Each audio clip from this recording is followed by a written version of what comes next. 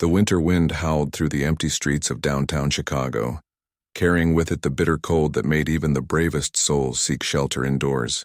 It was December 23rd, and while most families were preparing for Christmas celebrations, the harsh reality of street life continued for those who had nowhere to go. Max was a golden retriever mix who had been wandering the streets for nearly 3 months. His once beautiful coat was now matted and dirty, his ribs clearly visible through his thin fur. The kind family who had raised him from a puppy had been forced to move to a place that didn't allow pets, and despite their tears and promises to find him a new home, Max had ended up at an overcrowded shelter. When no one adopted him after 6 weeks, he had somehow escaped during a thunderstorm and had been surviving on his own ever since. The dog had learned the cruel lessons of street survival quickly.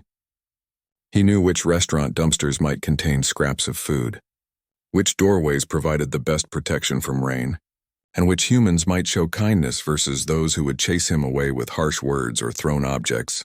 His stomach constantly ached with hunger, and his paws were sore from walking on cold concrete day after day. On this particular evening, Max was searching desperately for food behind a row of restaurants that had closed early due to the approaching blizzard. The snow was beginning to fall more heavily, and he could feel the temperature dropping by the hour. His breath formed small clouds in the frigid air as he nosed through garbage bags, hoping to find even the smallest morsel of food. As he rounded the corner behind Tommy's Italian kitchen, a sound stopped him in his tracks. It was faint, almost lost in the wind, but his sharp ears had caught it clearly. It was the sound of quiet sobbing, mixed with chattering teeth and labored breathing. Max lifted his head, his instincts immediately alert. Despite his own desperate situation, something deep within him responded to the sound of distress. Following his nose and ears, Max approached a large green dumpster that sat against the brick wall of the restaurant. The crying was definitely coming from behind it. As he got closer, he could see a small figure huddled in the narrow space between the dumpster and the wall. It was a little girl, probably no more than 8 or 9 years old, wearing only a thin jacket and torn jeans. Her dark hair was stringy and unwashed, and her small hands were blue with cold as she tried to wrap her arms around herself for warmth. The child's eyes were closed, and she was shivering so violently that Max could hear her teeth chattering from several feet away. Her lips had taken on a dangerous blue tint and her breathing was becoming shallow and irregular. Even in his weakened state, Max recognized the signs of severe hypothermia. He had seen other street animals succumb to the cold, and he knew that this little girl was in serious danger. Max approached slowly, not wanting to frighten her. When he was just a few feet away, the girl's eyes fluttered open. Instead of fear, he saw resignation in her gaze, as if she had given up hope of rescue or warmth. She looked at him with eyes that seemed far too old for her young face, eyes that had seen too much hardship and disappointment. The dog could see that she was trying to speak, but her voice was barely a whisper through her chattering teeth. She reached out one small, trembling hand toward him, and Max could see the desperate hope flickering in her eyes. Here was another lost soul, another creature that society had somehow forgotten or abandoned. Without hesitation, Max moved closer to the girl. He had no food to offer her, no warm shelter to provide, but he had something else that might help. His body, thin as it was, still generated warmth. He carefully positioned himself next to the child, pressing his furry side against her small frame. The girl's eyes widened in surprise, then filled with tears of gratitude as she felt the first warmth she had experienced in what might have been days. As Max settled in beside her, he made a decision that would change both of their lives forever. Despite his own hunger and exhaustion, despite his own fight for survival, he was not going to leave this child alone in the cold. Something in her eyes reminded him of the love and trust he had once known with his own family, and he recognized a kindred spirit in need. The snow continued to fall around them, creating a white blanket over the alley. Max wrapped his body as much as possible around the girl, sharing what little body heat he had. He could feel her gradually stop shivering as violently, though she was still dangerously cold. The dog knew that his presence alone would not be enough to save her, but it was a start. As the night grew darker and the storm intensified, Max began to formulate a plan in his canine mind. He had learned much about survival on the streets, and he knew where to find help if needed. But first he had to keep this little girl alive through the night. His own stomach growled with hunger, but he pushed the feeling aside. This child needed him, and he would not fail her. The unlikely pair huddled together in the narrow space behind the dumpster, two forgotten souls finding comfort in each other's presence. Neither of them knew what the morning would bring, but for the first time in months, neither of them was alone. Max's warm breath created small puffs of steam in the cold air as he kept watch over his new companion, determined to protect her no matter what it cost him. The long night seemed to stretch on forever as Max kept vigil over the little girl. Every few minutes he would lift his head to check on her breathing, relieved each time to see the steady rise and fall of her chest.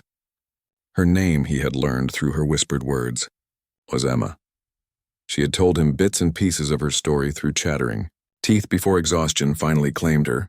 Emma had been living in foster care after her mother had passed away from an illness the previous year. Her father had never been in the picture, and she had no other family willing to take her in. The foster home had been overcrowded and unwelcoming, with older children who bullied her and adults who seemed to view her as nothing more than a burden. 3 days ago, she had finally run away, choosing the uncertainty of the streets over the guaranteed misery of her temporary home. As dawn began to break over the city, Max realized that Emma's condition had not improved as much as he had hoped. While his body warmth had prevented her from freezing during the night, she was still extremely weak and cold. Her lips remained a concerning shade of blue, and when she tried to speak, her voice was hoarse and barely audible. The dog knew that they needed more help than he could provide alone. Max had noticed something during the night that gave him hope. Tommy's Italian Kitchen, the restaurant they were sheltering behind, had shown signs of early morning activity. He had heard voices and seen lights flickering on inside the building around 5 in the morning. Someone was there, probably preparing for the day's business, and Max recognized this as their best chance for getting Emma the help she desperately needed. The dog faced a difficult decision. He would have to leave Emma alone, even if only briefly, to get someone's attention. In her weakened state, she could barely move, let alone call for help herself. Max looked down at the sleeping child, her small face peaceful despite the dire circumstances. He gently nuzzled her cheek with his cold nose, causing her eyes to flutter open. When Emma saw Max looking at her intently, she seemed to understand that something was happening. The dog stood up slowly, his joints stiff from the cold night, and took a few steps toward the back door of the restaurant. Then he looked back at Emma as if trying to communicate his plan. Despite her weakness, the girl managed to nod slightly, showing that she trusted him. Max approached the heavy steel door that led into Tommy's kitchen. He could hear voices inside, along with the sounds of pots and pans clanging and water running. The smell of cooking food made his empty stomach clench painfully, but he forced himself to focus on his mission. He began to scratch at the door with his paws, creating a steady rhythm that echoed in the alley. At first, nothing happened. The sounds from inside the kitchen continued without interruption. Max scratched more insistently, adding small whines and barks to his efforts. He knew he was taking a risk. Many business owners would simply chase away a stray dog rather than help. But something told him that the people inside this particular restaurant might be different. After what felt like an eternity, Max heard footsteps approaching the door from inside. The lock clicked and the door swung open to reveal a large man in his 50s, wearing a white apron covered in flour. This was Tony Marcelli, the owner of Tommy's Italian Kitchen, who had been preparing fresh bread for the day's lunch rush. Tony looked down at Max with surprise rather than anger. The restaurant owner was known in the neighborhood for his kind heart, often providing free meals to homeless individuals and donating leftover food to local shelters. He immediately noticed the dog's poor condition, the matted fur, the visible ribs, the desperate look in his eyes. Max did not run when the door opened. Instead, he looked up at Tony with an intensity that seemed almost human. Then he did something that surprised the restaurant owner completely. The dog turned and walked a few steps back toward the dumpster, then stopped and looked back at Tony, clearly wanting the man to follow him. Tony's curiosity was immediately aroused. In his 62 years of life, he had never seen a dog behave quite like this. There was an urgency in Max's movements, a clear intelligence in his actions that suggested this was more than just a hungry stray looking for food. Against his better judgment, Tony stepped out into the cold alley and followed the dog. When Tony rounded the corner of the dumpster and saw Emma huddled in the narrow space, his heart nearly stopped. The little girl was conscious but clearly in serious medical distress. Her skin was pale with a blue tint, and she was shivering despite the dog's attempt to keep her warm. Tony had seen enough cases of hypothermia during his years in Chicago to recognize the symptoms immediately. The restaurant owner knelt down beside Emma, his experienced hands checking her pulse and feeling her forehead. She was burning with fever despite being dangerously cold, a dangerous combination that indicated her body was beginning to shut down. Tony knew that she needed immediate medical attention, but he also realized that this dog had quite possibly saved her life by keeping her warm through the night. Tony spoke gently to Emma, telling her that help was coming and that she was going to be okay. Then he looked at Max with newfound respect and amazement. This stray dog, clearly starving and struggling to survive himself, had chosen to spend the night protecting a child rather than seeking his own shelter and warmth. The restaurant owner quickly called 911 on his cell phone, requesting an ambulance for a child suffering from hypothermia and exposure. While they waited for help to arrive, Tony ran back into his kitchen and grabbed several warm towels from the dryer, along with a thermos of hot soup. He carefully wrapped Emma in the towels and helped her sip small amounts of the warm broth. Max stayed close throughout this process, never leaving Emma's side. When Tony tried to encourage the dog to come into the warm kitchen for food, Max refused to move. It was clear that he had appointed himself as Emma's guardian and would not abandon his post until he was certain she was safe. The ambulance arrived within 10 minutes, its sirens cutting through the quiet morning air. As the paramedics worked to stabilize Emma and prepare her for transport to the hospital, Tony made a decision that would prove crucial to both the girl and the dog. He asked the paramedics if Max could ride in the ambulance with Emma, explaining how the dog had protected her through the night. Initially, the paramedics hesitated, citing regulations about animals in emergency vehicles. But when they saw how distressed Emma became at the thought of being separated from Max, and when Tony vouched for the dog's gentle nature, they agreed to make an exception. Max jumped into the ambulance without hesitation, positioning himself where he could see Emma while staying out of the medical team's way. The ride to Chicago General Hospital was tense but hopeful. Emma drifted in and out of consciousness as the paramedics worked to stabilize her core body temperature and treat her dehydration. Max remained perfectly still in his corner of the ambulance, his intelligent eyes never leaving Emma's face. The paramedics were amazed by the dog's behavior. He seemed to understand the gravity of the situation and made no attempt to interfere with their medical procedures. Dr. Sarah Chen was the emergency room physician on duty when the ambulance arrived. She had been working at the hospital for 15 years and had seen countless cases of child neglect and abuse. But something about this particular situation struck her deeply. As the paramedics wheeled Emma into the trauma bay, they quickly explained the circumstances of how she had been found, including the remarkable story of the dog who had kept her alive through the night. Dr. Chen immediately began assessing Emma's condition while nurses worked to continue, warming her body temperature gradually. The little girl was suffering from moderate hypothermia, severe dehydration and malnutrition that suggested she had been struggling to survive on the streets for several days. Her feet showed signs of frostbite, and she had developed a respiratory infection that could have become life-threatening if left untreated. Meanwhile, Max presented his own challenge for the hospital staff. Hospital policy strictly prohibited animals in patient care areas, but the dog refused to leave Emma's side. Every attempt to remove him resulted in Emma becoming agitated and calling out for him, which interfered with her medical treatment. Dr. Chen made the unprecedented decision to allow Max to remain in the room, provided he stayed in one designated corner and received a quick health check from a veterinarian. Tony Marcelli had followed the ambulance to the hospital in his own car, bringing with him a bag of food and clean clothes that his wife Maria had hastily gathered when he called to explain the situation. The restaurant owner felt personally invested in both Emma and Max's welfare, and he wanted to ensure they had everything they needed during their recovery. Dr. Lisa Rodriguez, a veterinarian who volunteered at the hospital's therapy animal program, was called in to examine Max. She was amazed by the dog's condition. Despite being clearly malnourished and exhausted, he showed no signs of aggression or distress. His focus remained entirely on Emma, and he seemed to understand that he was in a place where she would receive help.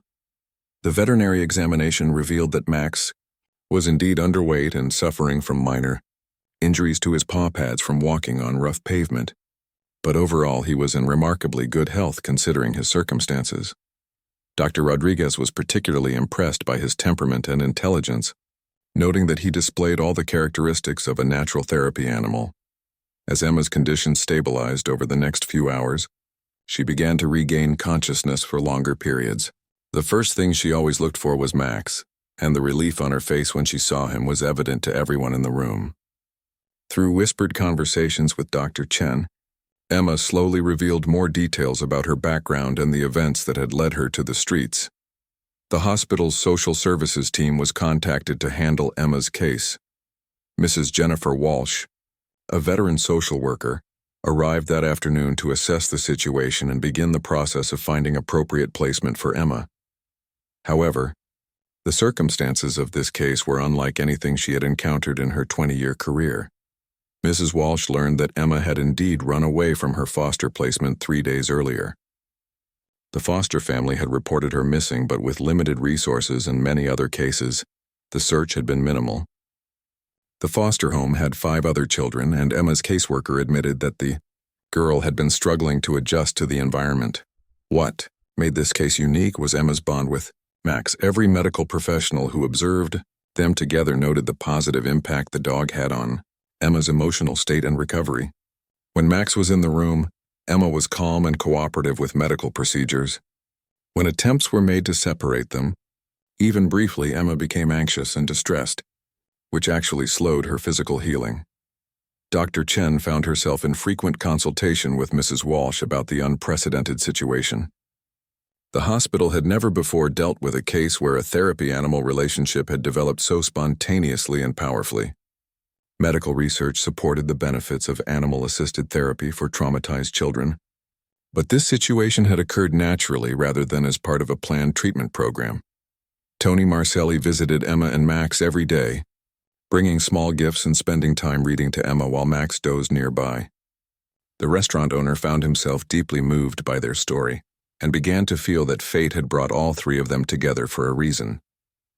His own children were grown and living in other cities, and he and his wife Maria had often talked about the emptiness in their home. On Emma's 3rd day in the hospital, a remarkable discovery was made. Dr. Rodriguez had taken additional photographs of Max to post on local animal rescue websites, hoping to find information about his background. Within hours, she received a call from the Henderson family, who lived in a suburb 30 miles outside Chicago. The Hendersons had indeed been Max's original family. They had been heartbroken when their apartment building had been sold, and the new owners prohibited pets. They had taken Max to what they believed was a reputable rescue organization, paying a significant fee and being assured that he would be placed in a loving home. They had never known that he had ended up in an overcrowded city shelter, or that he had eventually escaped to live on the streets.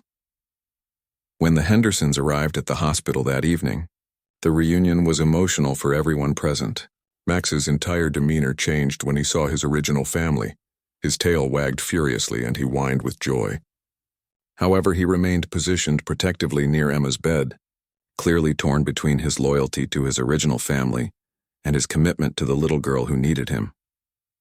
The Hendersons were amazed and deeply moved when they learned about Max's heroic actions. Their 8-year-old daughter, Sophie, had cried every night since Max had been taken away, and they had been searching for him ever since they discovered he had never been properly placed by the rescue organization. However, the family immediately recognized the special bond between Max and Emma. After a long conversation with Dr. Chen, Mrs. Walsh, and Tony Marcelli, they made a decision that surprised everyone. Rather than simply taking Max home, they wanted to explore whether there might be a way for Emma to become part of their family as well, allowing her to stay with the dog who had saved her life. The Henderson family's proposal created a complex web of legal and social service considerations that had never before been encountered by the Chicago child welfare system. Robert and Linda Henderson, both in their early 40s, had stable careers as a high school teacher and a nurse, respectively. They owned their home, had no criminal background, and had successfully raised their daughter Sophie. On paper, they appeared to be ideal foster or adoptive parents. However, the unusual circumstances of how they had met Emma through Max's heroic actions required careful evaluation. Mrs. Walsh found herself navigating uncharted territory as she worked to determine whether this spontaneous family formation could be in Emma's best interests. The social worker had to balance the clear, emotional benefit Emma was receiving from her bond with Max against the need to ensure proper vetting and procedures were followed. Dr. Chen continued to monitor Emma's physical recovery, which was progressing remarkably well. The little girl's body temperature had returned to normal, her respiratory infection was responding to antibiotics, and the minor frostbite on her toes was healing without permanent damage. More significantly, Emma's emotional state had improved dramatically since learning that Max might be able to stay with her permanently. The hospital's child psychology team was brought in to assess Emma's mental health and provide recommendations for her ongoing care. Dr. Michael Torres, a specialist in childhood trauma, spent several sessions with Emma and was struck by her resilience and intelligence. Despite the hardships she had endured, Emma showed no signs of severe psychological damage, though she did display symptoms of anxiety and abandonment issues that would require ongoing support. Dr. Torres was particularly interested in observing Emma's interactions with Max. The bond between them went far beyond simple companionship. The dog seemed to provide Emma with a sense of security and stability that allowed her to begin processing her traumatic experiences. When Max was present, Emma was more willing to discuss her feelings and fears. When he was absent, even briefly, her anxiety levels increased noticeably. Meanwhile, the Henderson family began the formal process of becoming licensed foster parents with the goal of eventually adopting Emma. This involved extensive background checks, home inspections, financial verification, and psychological evaluations. Sophie Henderson was also interviewed to ensure she understood and supported her parents' decision to expand their family. Sophie's reaction to potentially gaining a sister was overwhelmingly positive. The 8-year-old had been asking for a sibling for years, and she was thrilled at the possibility of having both Max and Emma come home with them. During supervised visits at the hospital, Sophie and Emma developed a genuine friendship, bonding over shared interests in drawing and reading. Tony and Maria Marcelli continued to play an important role in the developing situation. They visited Emma daily, bringing homemade Italian food that helped her regain her strength and weight. Tony had become something of a grandfather figure to Emma, and his restaurant became an unofficial gathering place for all the adults working to resolve her placement. The legal complexities of Emma's case required the involvement of family court. Judge Margaret Sullivan, who had been presiding over child welfare cases for over 2 decades, found herself dealing with a situation unlike any she had previously encountered. The judge had to consider not only Emma's immediate safety and welfare but also the long-term implications of a placement that had originated through such unusual circumstances. Emma's original foster family was contacted as part of the legal process. The Johnsons, who ran a large foster home, expressed relief that Emma had been found safe, but admitted that they had not been equipped to provide the individual attention she had needed. They supported the idea of Emma being placed with a family better suited to her specific needs, and formally relinquished their foster care arrangement. During this period, Emma remained in the hospital longer than medically necessary, while the legal and social service issues were resolved. The extended stay allowed time for proper evaluation and planning, but it also provided an opportunity for the Henderson family to spend increasing amounts of time with Emma, helping to build their relationship gradually. Max's role during this transition period was crucial. The dog seemed to understand that changes were happening, and he appeared to facilitate the bonding process between Emma and her potential new family. He would often position himself between Emma and the Hendersons during visits, as if formally introducing them and giving his approval to their interactions. Dr. Rodriguez continued to monitor Max's health and behavior throughout this period. She was amazed by the dog's intuitive understanding of the complex social dynamics around him. Max appeared to recognize that the Hendersons were his original family, but he also clearly understood that Emma needed him more at this point in her life. The veterinarian noted that this kind of emotional intelligence was rare even among therapy animals with extensive training. The Media attention surrounding Emma and Max's story began to grow, as word spread through the hospital and local community. Tony Marcelli had mentioned the story to a few regular customers at his restaurant, and soon local news outlets were requesting interviews. However, Mrs. Walsh and the Henderson family agreed to keep media exposure to a minimum to protect Emma's privacy during the sensitive transition period. One significant development came when the original rescue organization that had supposedly placed Max was investigated by animal control authorities. The investigation revealed that the organization was operating fraudulently, taking money from families like the Hendersons while failing to properly care for or place the animals entrusted to them. This discovery led to criminal charges and the rescue of dozens of other animals from poor conditions. As Emma's second week in the hospital drew to a close, the various professionals involved in her case began to reach a consensus.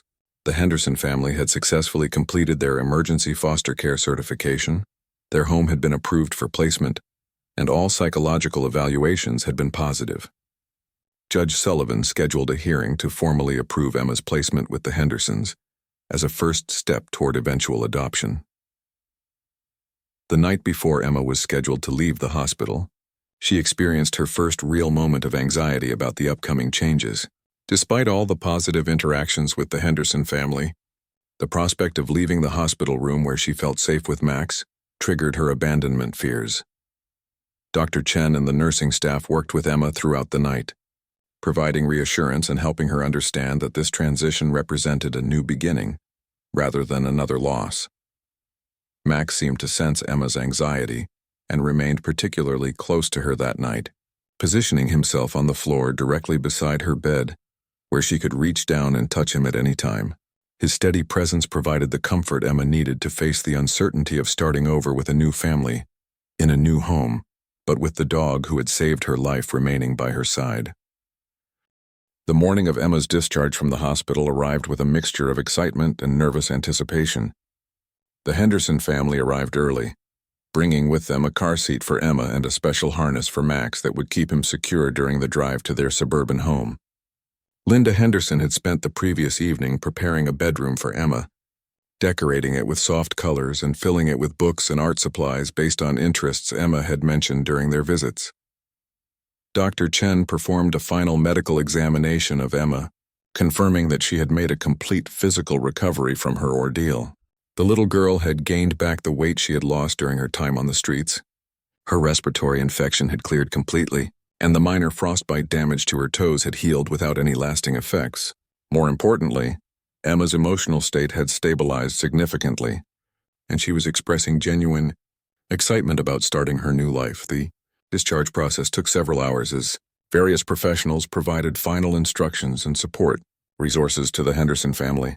Dr. Torres gave them detailed guidance on recognizing signs of trauma-related anxiety in Emma and provided contact information for ongoing counseling services.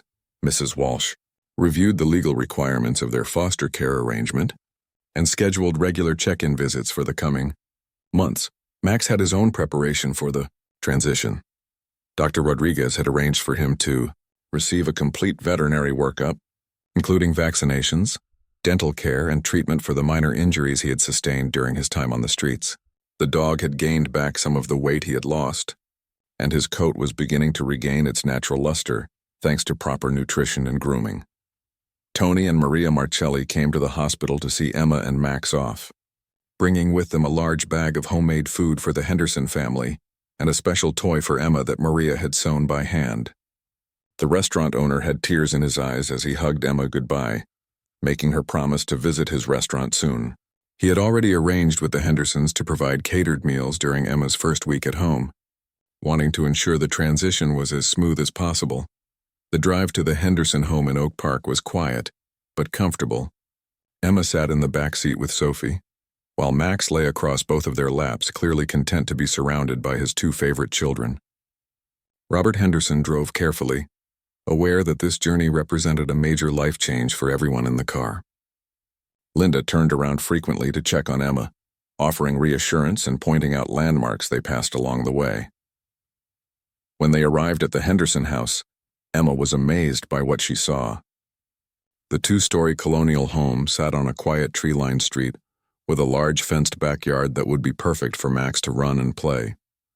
Linda had prepared a welcome banner that hung across the front porch, and neighbors had gathered to meet Emma and offer their support to the family.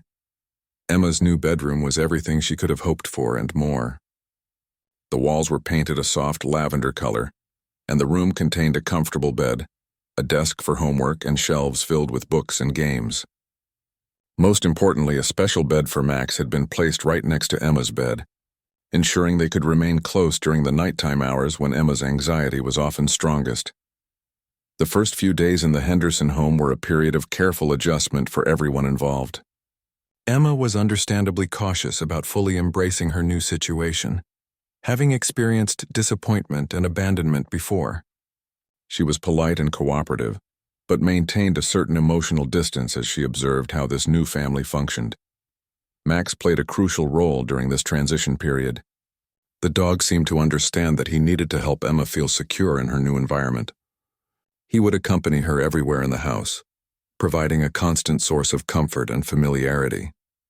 When Emma felt overwhelmed or anxious, Max would instinctively position himself close to her, allowing her to bury her face in his fur until the moment passed.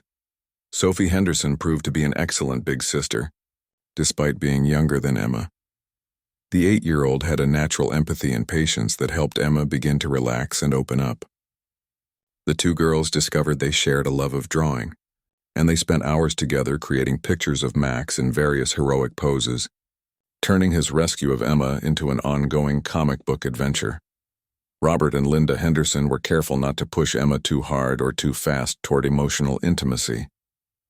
They provided structure and consistency, while allowing Emma the time and space she needed to begin trusting them. Linda's background as a nurse proved particularly valuable in recognizing Emma's emotional needs and responding appropriately to moments of anxiety or withdrawal. The first major breakthrough came during Emma's second week with the family. She had been having nightmares about being cold and alone, and one night she woke up crying and calling for Max. Instead of just allowing the dog to comfort her, Linda Henderson came into the room and sat with both Emma and Max until the little girl fell back asleep. This simple act of maternal care began to crack the protective shell Emma had built around her heart. School enrollment presented the next significant challenge. Emma had missed several weeks of education during her time on the streets and in the hospital, and she was anxious about starting at a new school where she didn't know anyone. The Hendersons worked with the local elementary school to develop a plan that would help Emma catch up academically, while also addressing her social and emotional needs. The school's principal, Mrs. Patterson, was understanding and supportive when she learned about Emma's circumstances. She arranged for Emma to start with half-days initially, allowing her time to adjust gradually to the school environment. A guidance counselor was assigned to check in with Emma regularly, and her teachers were briefed on her background so they could provide appropriate support. Max's presence continued to be therapeutic for Emma, but the family recognized that she also needed to develop independence and coping skills that didn't rely solely on the dog. Dr. Torres began weekly therapy sessions with Emma, helping her process her traumatic experiences and develop healthy emotional regulation strategies. The community response to Emma and Max's story had been overwhelmingly positive. Neighbors brought meals and offered support. Local businesses donated clothing and school supplies, and other families with children made efforts to include Emma in neighborhood activities. This outpouring of kindness helped Emma begin to understand that there were many good people in the world who cared about her welfare. One particularly meaningful moment came when Emma received a letter from Dr. Chen at the hospital. The emergency room physician had written to tell Emma how proud she was of the little girl's courage and resilience. Dr. Chen also mentioned that Emma and Max's story had inspired the hospital to develop a new program allowing therapy animals to stay with child patients during treatment, potentially helping many other children in the future.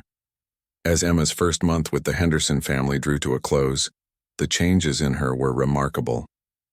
She had begun to laugh more freely, to express her opinions and preferences, and to show affection toward her new family members. Most significantly, she had started referring to Robert and Linda as Dad and Mom without prompting, indicating that she was beginning to truly accept them as her parents. Max, too, was thriving in his new environment. The dog had regained his full health and vitality, and he clearly enjoyed having a secure home with a family who loved him. However, his special bond with Emma remained as strong as ever, and he continued to serve as her emotional support and protector whenever she needed him. 3 months after Emma's placement with the Henderson family, the transformation in both her and Max was nothing short of remarkable. The little girl who had once been found freezing and alone behind a dumpster was now thriving in her new environment, surrounded by love and stability. Her academic progress had been exceptional, and she had quickly caught up with her grade level in all subjects, displaying a sharp intelligence that had been masked by her previous traumatic circumstances. Emma's relationship with each member of her new family had developed in unique and meaningful ways. With Linda, she had found the maternal figure she had been missing since her mother's death. Linda's gentle patience and nursing background had helped Emma learn to trust again, and the two often spent evenings together reading or working on craft projects. Emma had begun confiding her feelings and fears to Linda, something she had been unable to do with any adult since losing her mother. Her bond with Robert had taken longer to develop, as Emma had never had a positive father figure in her life. However, Robert's consistent kindness and his obvious love for both Emma and Max had gradually won her over. The high school teacher had a natural way of making learning fun, and he spent time each evening helping Emma with homework and reading adventure stories aloud to both girls before bedtime. Sophie had embraced her role as Emma's sister with enthusiasm and maturity beyond her 8 years. The two girls had become inseparable, sharing secrets, toys, and the occasional sisterly disagreement that actually reassured the adults that their relationship was developing naturally. Sophie took pride in introducing Emma to her friends and including her in all her activities, helping Emma develop social connections in her new community. Max continued to be the emotional anchor that allowed Emma to navigate the challenges of her new life. The dog seemed to have an intuitive understanding of when Emma needed extra support, appearing at her side during moments of stress or uncertainty. His presence during nightmares had reduced their frequency significantly, and Emma's sleep patterns had normalized for the first time since her mother's death. The legal process of finalizing Emma's adoption had been proceeding smoothly. Judge Sullivan had been impressed by the family's commitment and Emma's obvious happiness during court-mandated check-ins. Mrs. Walsh's reports had consistently praised the Henderson family's parenting skills and noted Emma's remarkable progress in all areas of development. The final adoption hearing was scheduled for the following month, which would legally make Emma a permanent member of the Henderson family. Emma's therapy sessions with Dr. Torres had been incredibly beneficial, helping her process her grief over her mother's death and her traumatic experiences in foster care and on the streets. The psychologist was amazed by Emma's resilience and her ability to form healthy attachments despite her difficult past. He credited the stability of the Henderson home and the therapeutic presence of Max with facilitating Emma's emotional healing. The story of Emma and Max had gradually spread beyond their immediate community, inspiring people across the Chicago area and beyond. A local television station had produced a brief feature story about their rescue and adoption, leading to an outpouring of support from viewers. Donations had poured in to support animal rescue organizations and programs for homeless children, turning their personal story into a catalyst for broader community action. Tony and Maria Markelli had remained actively involved in Emma's life, becoming honorary grandparents who visited regularly and provided ongoing support to the Henderson family. Tony had established a scholarship fund in Emma's name to help other children aging out of the foster care system, and Maria had organized a neighborhood support network for families dealing with adoption and trauma recovery. The success of Emma's placement had also led to some important changes in local child welfare policies. Mrs. Walsh had worked with her department to develop new guidelines for considering the emotional bonds children form with therapy animals during placement decisions. Emma and Max's case had demonstrated the profound therapeutic value of these relationships and the importance of preserving them whenever possible. Emma's school had also been positively impacted by her story. Mrs. Patterson had worked with teachers to develop a program about empathy and helping others, using Emma and Max's story as an example of how everyone can make a difference in someone else's life. Emma had even been invited to speak to younger students about kindness to animals and the importance of not giving up hope during difficult times. Max had become something of a celebrity in the neighborhood, with children often stopping by to visit him and hear the story of his heroic actions. The dog seemed to enjoy the attention, but remained primarily focused on Emma's needs and well-being. Dr. Rodriguez had suggested that Max might be an ideal candidate for formal therapy animal training, potentially allowing him to help other children in situations similar to Emma's one. Particularly meaningful development had been Emma's decision to start volunteering at the local animal shelter, where Max had briefly stayed before escaping to the streets. With Linda's supervision, Emma spent Saturday mornings helping to care for homeless animals and reading to them, believing that her voice might provide the same comfort to other lonely creatures that Max had provided to her.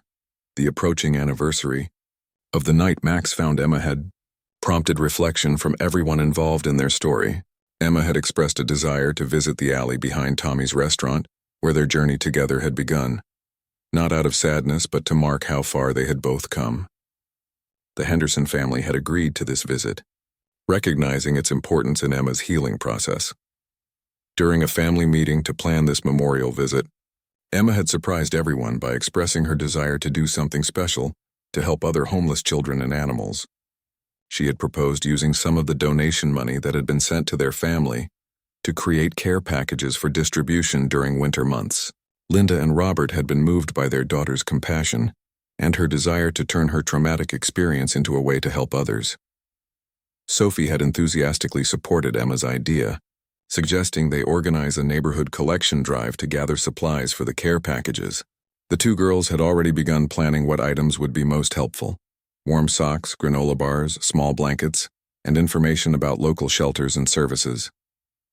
Their excitement about the project had infected the entire family, turning their personal blessing into an opportunity to bless others.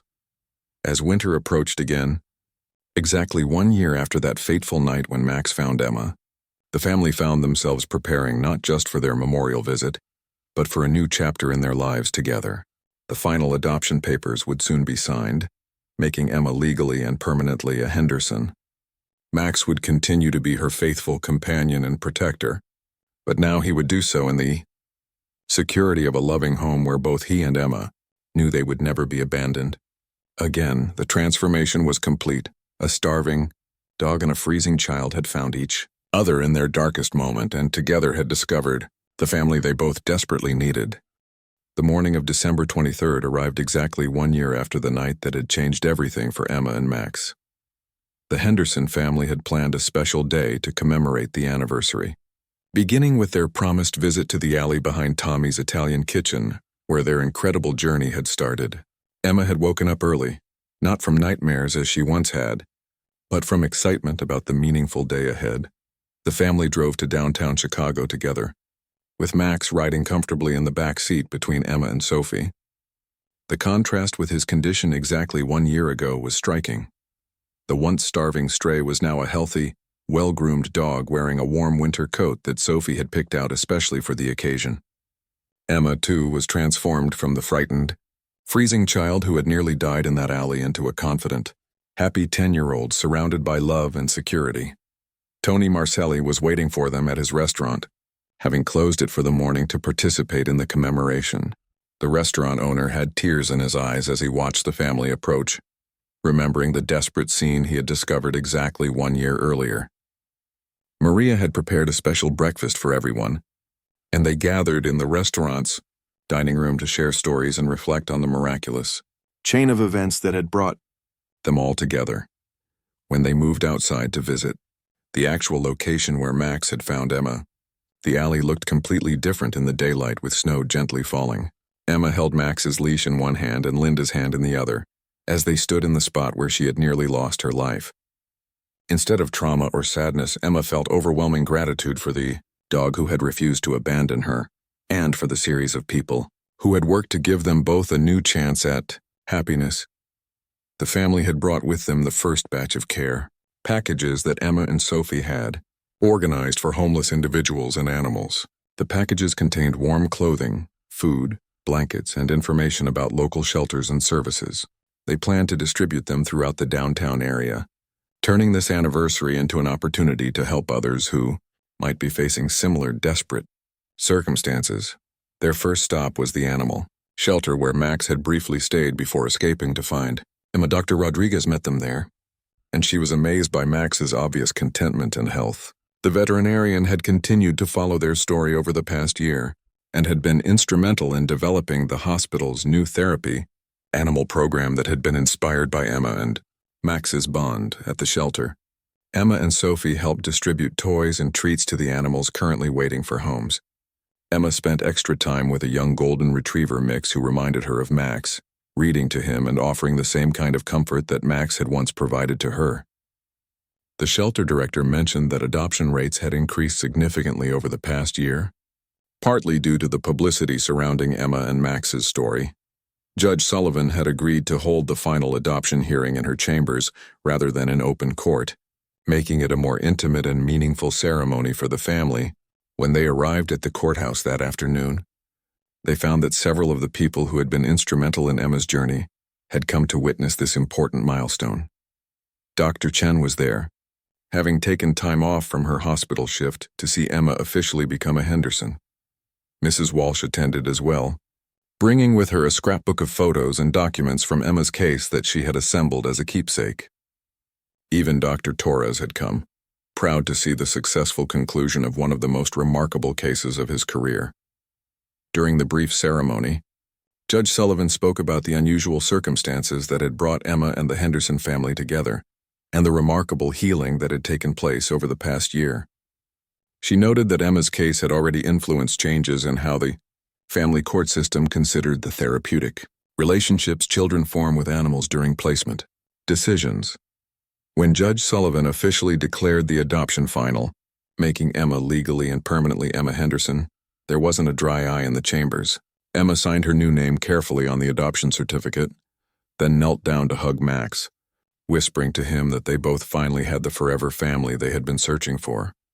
The celebration continued that evening at Tommy's Italian Kitchen, which Tony had reopened specifically to host a party for Emma's extended family of supporters. The restaurant was decorated with photos chronicling Emma and Max's journey, from the first newspaper articles about their rescue through recent pictures of them thriving in their new life.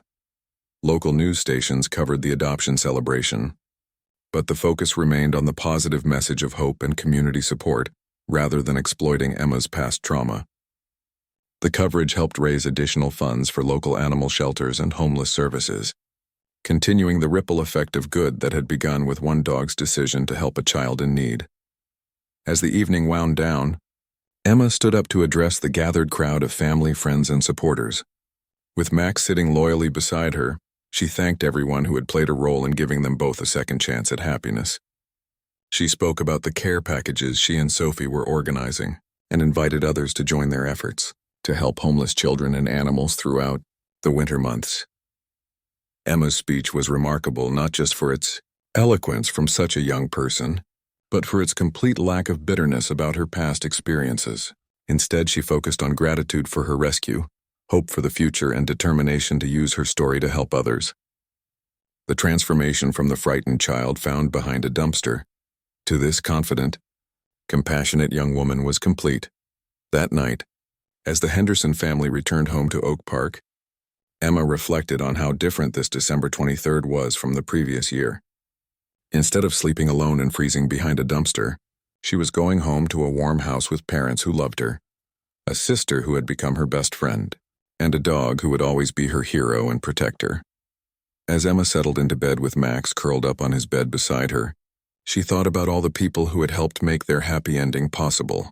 From Tony, who had followed Max's urgent signals, to Dr. Chen, who had allowed Max to stay at the hospital, to the Henderson family who had opened their hearts and home. Each person had played a crucial role in their rescue and recovery. The story that had begun with tragedy and desperation had evolved into something beautiful, a testament to the power of compassion, the strength of the human-animal bond, and the possibility of healing and new beginnings even after the darkest of circumstances. Emma and Max had found each other in their moment of greatest need, and together they had discovered that sometimes the most broken things can be made whole again through love, patience, and the willingness of good people to help when help is needed most.